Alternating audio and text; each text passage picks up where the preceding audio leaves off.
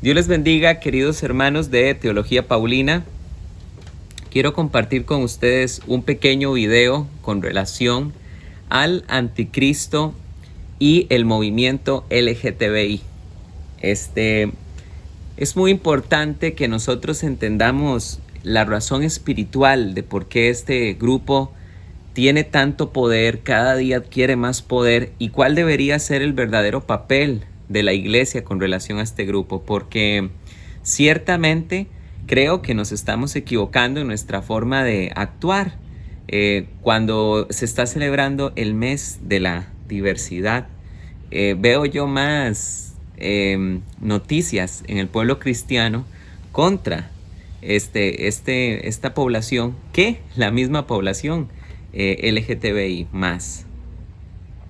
Yo creo que en este mes lo que deberíamos es sobrellenar las páginas con el mensaje de la cruz, con el mensaje de que el Señor puede rescatar al pecador y le puede ofrecer vida eterna y trasladarlo de muerte y de tinieblas a la luz admirable de su Padre.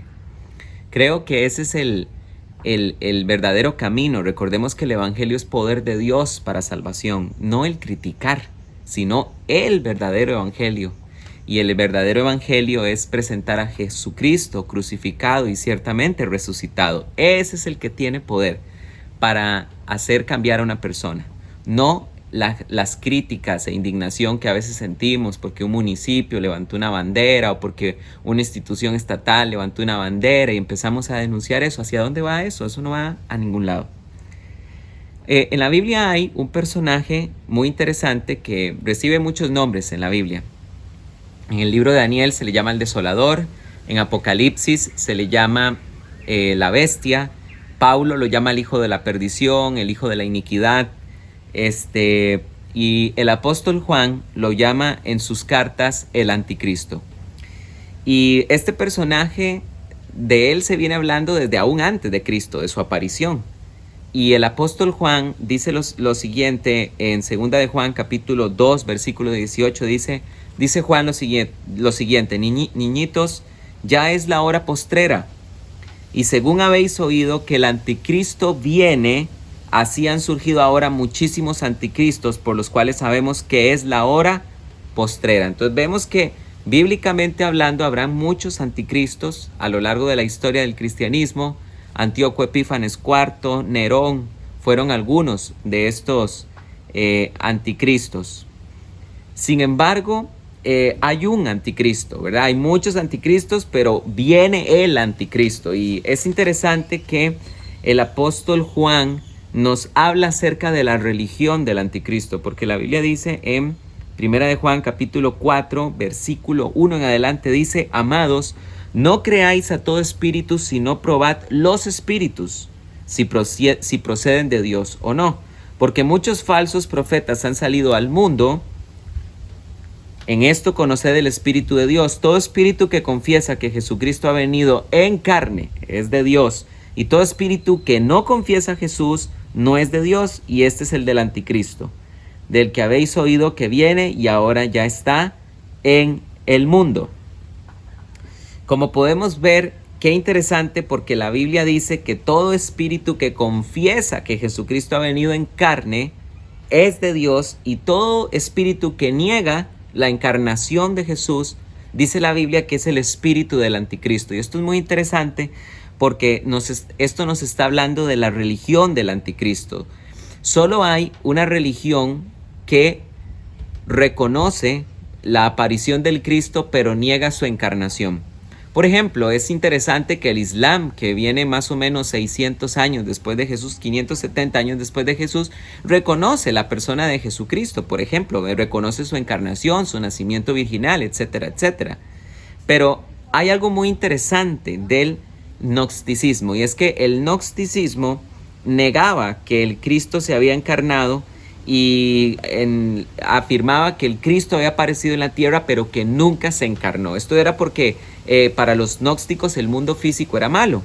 Entonces era incoherente para los gnósticos negar afirmar la encarnación del Mesías. Entonces, el gnosticismo, que fue una de las sectas de dolores de cabeza del apóstol Pablo junto con los judaizantes, eran una mezcla entre judaísmo, cristianismo y paganismo. Y realmente podemos entender que la religión del anticristo será el gnosticismo, porque aunque la Biblia enseña en el libro de Daniel que del Dios de sus padres no hará caso, porque el anticristo es judío, será criado en el judaísmo, aunque sabemos que no precisamente tiene que salir de Israel, sino de Siria e Irak, porque la Biblia dice en Isaías capítulo 10, del 5 en adelante, dice la Biblia que cuando el Señor venga y acabe toda su obra en el monte Sión, habrá un rey soberano en la tierra que es el rey de Asiria.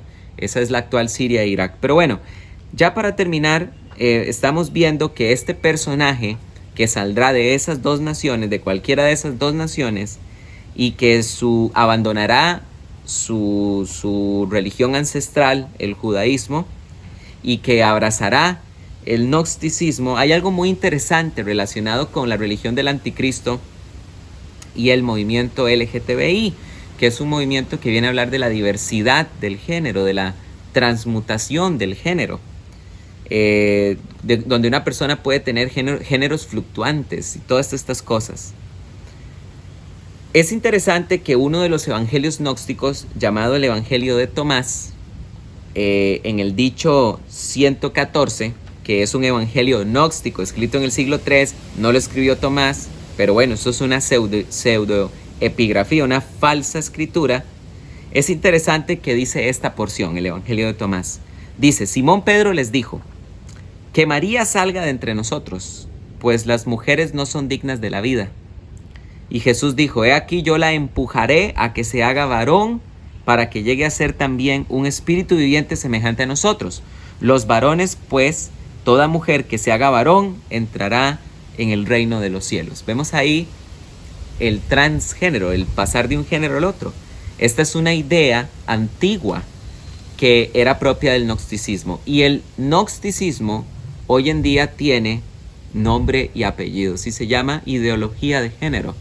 Así que esta será la religión del anticristo, y por eso es que tenía razón el apóstol Pablo cuando dice que ya está operando en la tierra el misterio de la iniquidad. Pero con lo que quiero terminar este video es decir de que es muy importante que nosotros proyectemos a los homosexuales y a todas estas personas el amor realmente de Jesucristo, porque es solo el evangelio que Dios nos ha entregado el que tiene poder para poder rescatarlos del lazo en el que se encuentra, así como tú y yo antes de Cristo estuvimos también en un lazo. Así que no olvidemos lo que el apóstol Pablo nos enseñó, de que hemos recibido el ministerio de la reconciliación. Aprendamos a tratarlos con respeto para que podamos ejercer el misterio de la reconciliación. Que Dios les bendiga.